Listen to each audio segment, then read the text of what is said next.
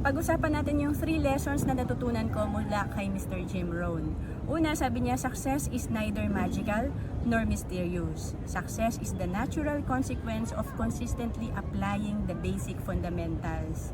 Importante, may mga winning habits tayo like daily planning, and then personal development, ini-improve natin yung sarili natin, patuloy tayo sa pag-aaral para nag-i-improve din yung quality ng decision natin and action natin. So, of course, consistent action is very important.